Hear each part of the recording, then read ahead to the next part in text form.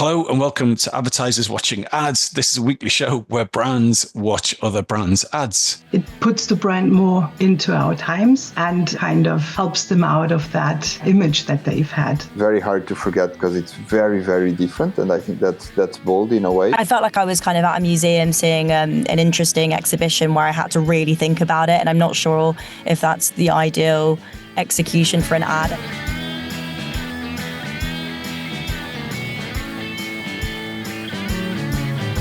My name is Tom Ollerton. I'm the founder of Automated Creative, the creative effectiveness ad tech platform. And I would firstly like to say thank you to our sponsors, Contagious, who have been partners with us for years now and helping us spread the word. So thanks to those guys. But before we see this week's ad, let's meet this week's guests. I'm Perla Bloom. I'm Global Senior Comms Planning Manager at Expedia Group. Hi, I'm Nathalie Bojkow, and I'm a digital transformation consultant specializing in marketing. My name is Rick. I work for PUMA Middle East, based in Dubai, as head of marketing. So this week's ad is for Axe, fairly sure, and it's weird, and I think you're going to enjoy it. So let's see it. Bye.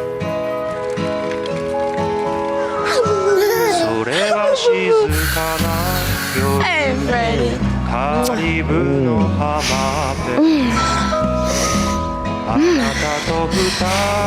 This is already good. Just gonna go pee-pee.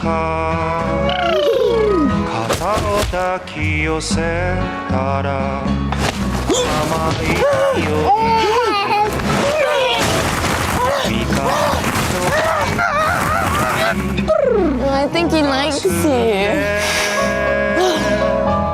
Want to change his diapers?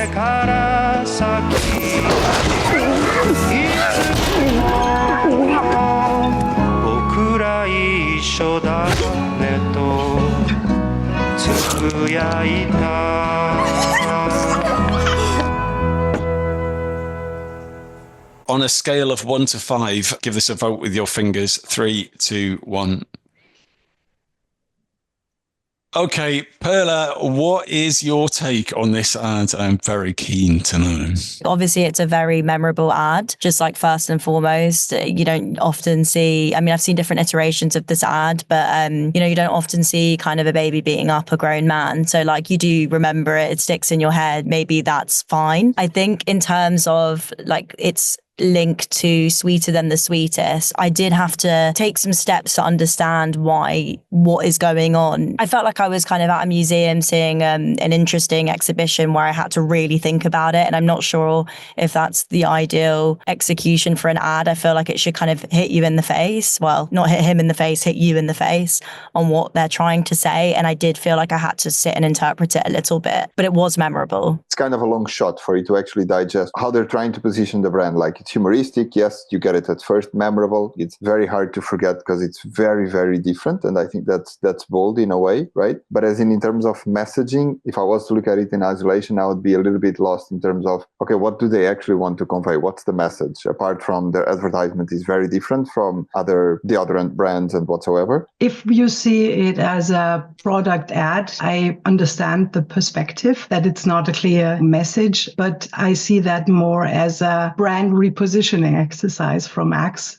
And I find it really great for that. It starts out setting that expectation of having the classic and a bit cringe, hypersexualized, hormonal, teenage, horny ad, which they have a big history of. And then it turns into something completely different. So it plays with that expectation, really weaponizes their own legacy and bad history of bad ads or not so good ads and uses that. And I think that's really, really good. It puts the brand more into our times and kind of helps them out of that image that they've had. I really like it. I think there's a lot to salute about this. It is not following a category trope. It's jarring. It's funny. So what would you guys do differently? I think from a creative standpoint, I quite like the way it's been positioned. I think it fits the brand really well. The only red flag or kind of yellow flag I would probably have is just maybe a little bit, eventually a bit more context, just in case someone doesn't land on this and be like, what the hell? What they're trying to say and what is this about,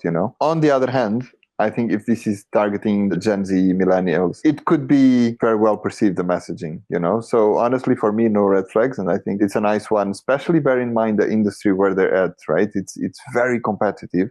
And at the end of the day, you're selling a deodorant, right? You can't do much more, you know what I mean? So I think from a creative standpoint, it's quite cool how they've reinvented the wheel, if this makes sense. Yeah, because I love the whole like messing around, and I think Unilever, they're kind of the masters of emotion, aren't they? You know, think of so many of their big campaigns for Dove or so on and so forth, where, you know, you've done that, like, wow. And I don't think this isn't like a heartstrings ad, but its comedy is, I think it's quite funny. But I think what's kind of missing here for me is like, this is the point to say this is an Axe ad, right? It's not associating that strongly enough with Axe. Isn't that the standard Axe format? That's the story they've been telling since the 90s, where you have a guy that puts spray on himself and then the ladies come up towards him and rip off their clothes. And then in the end, you see the product.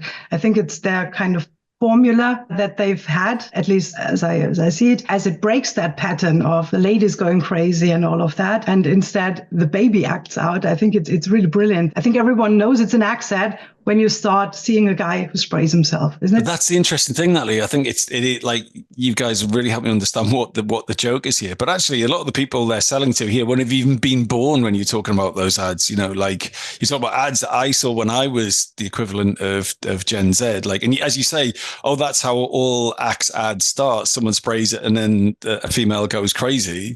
Yeah, I know that. I'd even forgotten that at the start of this. The spray thing is very typical to Axe or Lynx.